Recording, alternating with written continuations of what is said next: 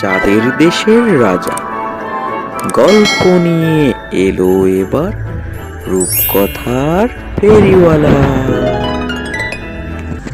ইনি হলেন ফেরিওয়ালা, রূপকথার রাজ্যের ফেরিওয়ালা। সে সুন্দরপুর নামে একটি গ্রামে ফেরিওয়ালার বেশে ঘুরে বেড়াত।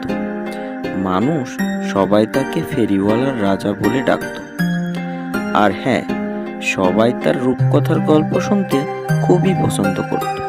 তেমনই এক বিকেলে দীপু এবং তার বন্ধুরা মিলে খেলছিল। হঠাৎ তারা দেখতে পেল ফেরিওয়ালা রাস্তা দিয়ে হেঁটে যাচ্ছে। তখনই দীপু তার বন্ধুদেরকে বলল, দেখ দেখ, আজকে কত সুন্দর না খেলা খেললাম। কি বলিস? অনেক মজা হয়েছে। এমন মজা অনেকদিন করা হয়নি। দেখ দেখ, ফেরিওয়ালার রাজা, গল্প শুনতে পারলে অনেক ভালো হতো। তাই তো ওনার গল্প শুনতে বেশ মজা লাগে। চল আমরা পিছনে। আমি আমার বাবার মুখে শুনেছিলাম ফেরিওয়ালা রূপকথার অনেক গল্প বলে, অনেক মজা হবে আজকে। রাজামশাই, আমরা আপনার কাছ থেকে গল্প শুনতে চাই। বসো তোমরা। আজ থেকে অনেক আগের কথা। এক দেশে বাস করত এক গরিব কৃষক। সে তার স্ত্রী সন্তানদের নিয়ে খুবই কষ্টে দিন যাপন করতে থাকে। গরিব কৃষক কষ্ট করে যে ফসলগুলো ফলিয়েছিল সব কালবৈশাখী ঝড়ে নষ্ট হয়েছে। তাই কৃষকের পরিবার খুবই কষ্টে তাদের দিন যাপন করতে থাকে। কোনোদিন খেয়ে আবার কোনোদিন না খেয়ে তাদের দিন কাটে। এমনই একদিন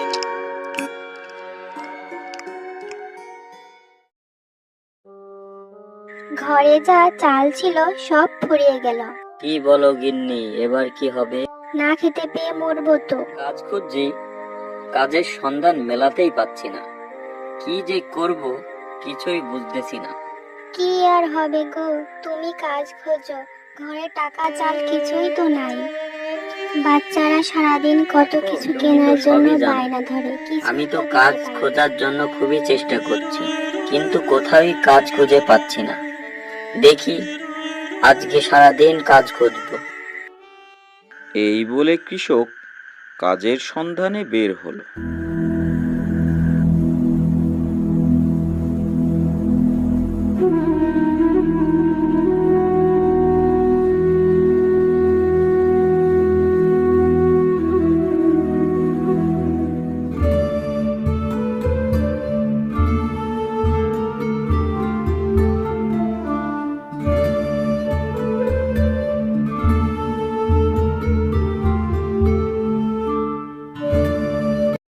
সর্দারজি, আমার একটা কাজের ব্যবস্থা করে দেন।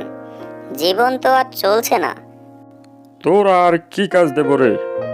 তুই তো ঠেলায় পড়ে এখানে এসেছিস, এখন এমনিতে কোনো কাজ নেই। এ কথা শোনার পরেও কৃষক বিভিন্ন স্থানে কাজের সন্ধান করে এবং এক পর্যায়ে সে অনেক ক্লান্ত হয়ে অবশেষে একটি গাছের নিচে সে ঘুমিয়ে পড়ে।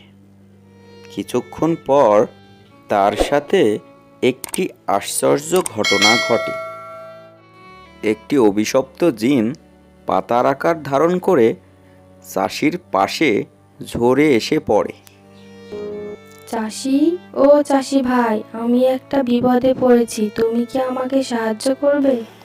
কে কে এখানে? আজব তো, পাতাটা কোথা থেকে এলো? আর এখানে কথাই বা কে বলছে? আমি সোনালি পাতা, আমাকে কি তুমি সাহায্য করবে? আমার এই সাহায্যের বিনিময়ে আমি তোমার সব দুঃখ দূর করব। আমি তোমার কি সাহায্য করতে পারি? আমি এমনিতে অনেক কষ্টে আছি। বলো, আমি তোমার কি সাহায্য করতে পারি? আসলেই দুষ্ট এক তান্ত্রিক আমাকে অভিশপ্ত করে রেখেছে। আমি সোনালি পাতা নয়, আমাকে পাতার মধ্যে বন্দি করে রেখেছে। আমি যা বলবো এটা তুমি যদি করতে পারো তাহলে আমি মুক্তি পাবো। সোনালি পাতার সকল কথা শোনার পর চাষি অবশেষে বাড়ির উদ্দেশ্যে রওনা দিল।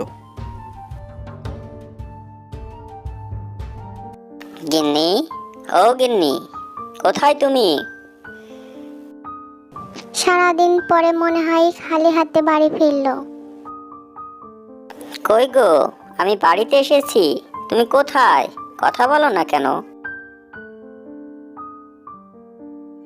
সারাদিন পর বাড়ি ফিরলাম, তুমি কথা কেন বলছো না বলো তো? জানো গিন্নি, আমি একটা পাতা পেয়েছি, সোনালি পাতা। সে আমার সাথে কথা বলেছে।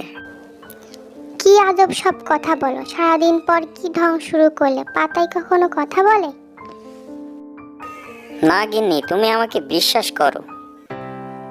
চাষি তার বউয়ের সাথে সকল ঘটনা বর্ণনা করল এবং চাষির বউ অবশেষে তা বিশ্বাস করল।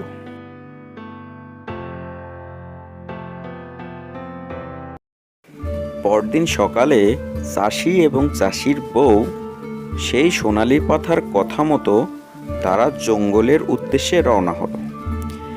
অনেক ঘোরাঘুরি করার পর তারা একটি জঙ্গল খুঁজে পেল এবং সেখানে তারা নদীর পাশে একটি গাছ দেখতে পেল। গিন্নি, আমার মনে হয় এই সেই গাছ। পাতা আমাকে বলেছিল যে নদীর পাশে একটি গাছ এবং তার পাশে গাছের দুটি গুড়ি থাকবে।